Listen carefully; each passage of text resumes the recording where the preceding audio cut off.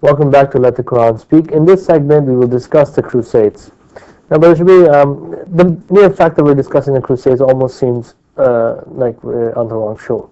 But the interesting thing is that there's a lot to be learned from the Muslim side of the story, or from the Islamic side of the story. First and foremost, when Muslims think of Crusades, what kind of personalities come to mind? Well, I think one of the most outstanding personalities in the history of the Crusades is Salahuddin. He is the hero for Muslims in this whole encounter. And no, we wouldn't be on the wrong show in discussing the history of the Crusades, because the history of the Crusades is very much a part of Islamic history. Every textbook on Islamic history will mention the 2 decades of the Crusades, starting with the year 1096 all the way to 1271. These are the years in which, or within which, the Crusaders came from Europe and settled in Palestine and in that area with the intention of, as they thought initially, of seizing Jerusalem from the hands of the infidel Muslims. They referred to Muslims as Saracens and as infidels, and they thought that they should take away Jerusalem from under Muslim control. Now, you spoke of Salah-ud-din. Now, why is this personality so important? I understand there's some battles won and such. Is that it? That's where his heroic is coming from, the fact that he was a military mind who had some victories? Well, it's more than this. It's not just simply his history. He was an outstanding person also from his moral character, his courage, his fairness and justice. It is described quite commonly and quite succinctly by Muslims and non-Muslims that there was a sharp contrast between the way in which the Crusaders dealt with the inhabitants of Jerusalem and the way in which Salahuddin eventually dealt with them. For example, we can look at a book by Jonathan Bloom and Sheila Blair entitled Islam, 1,000 Years of Faith and Power. It is quite detailed there that when the Crusaders came into Jerusalem in the year 1099, when they took control there, there was massive bloodshed. The Jews, the Muslims, and even fellow Christians who did not share the particular beliefs of the Crusaders were just simply killed, massacred.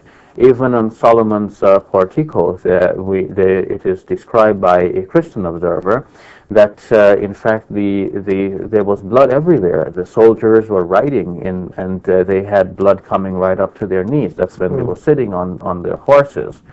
And a Jewish pilgrim who had come to the region and noticed all of this, in fact, wrote a letter to his relatives in which he expresses his prayers to God that victory will be granted to the Muslim Sultan, because his expectation was that the Muslim Sultan would protect the Jewish people from this kind of onslaught that is coming from the West. And indeed, this is what happened in the case of Salahuddin, because when he took over power from the Fatimids in Egypt in the year 1071, he eventually used that as a base from which to then launch his attack against the Crusaders. He confronted them in the Battle of Hittin in the year 1087, and rather 1187, and that is when he reached a decisive victory and retook Jerusalem. And when he did that, he spared the lives of the citizens. Of course, he demanded a ransom from them, because that would have been the minimum that would be expected from him, given the battle conditions of the day. But he set a reasonable ransom. He gave them 40 days within which to come up with the money, which was reasonable. And he allowed them to depart with their belongings as well. And the terms of the treaty were such that they interpreted, whether interpreted or whatever, they nevertheless took even the treasury from the religious establishments. Some of the Muslims complained to Salahuddin about this, thinking that this is an abuse of the treaty conditions. But he said, no, let them take that as well, because I don't want anyone to say that the Muslims have failed in anything.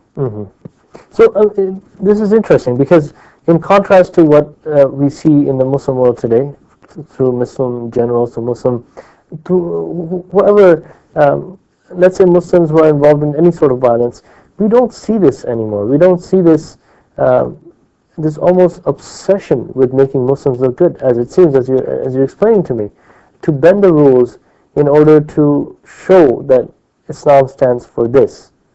And now, if Salahuddin is a character doing this, is he somebody that sticks out in history as one of the only ones, or is this the commonplace, and we are in an era where this is sort of absurd? Well, he's not the only one, because prior to him, the Prophet Muhammad, peace be upon him, acted in a similar way. He often he made compromises, or rather he gave concessions to make the other party happy. And this sort of concession can be given only by one who has great confidence and trust in God.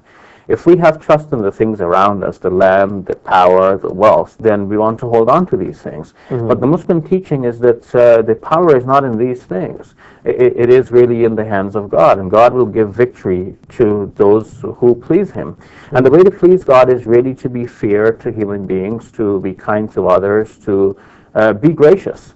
And Salahuddin, therefore, in being gracious, he was doing the very Muslim thing. This is why in the movie Kingdom of Heaven, he says, "I am Salah-ud-din."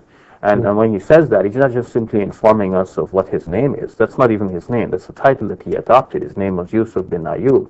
But Salahuddin means something like rectifier of the religion, one who makes things right in the religion. And when he says, "I am Salahuddin," he is really saying, "I'm a man of principles." And that's what a Muslim should think of today. If I say I am a Muslim, that means I'm a man of my word. I do not cheat people. I am very fair and just. You can expect that from me and hold me responsible for that.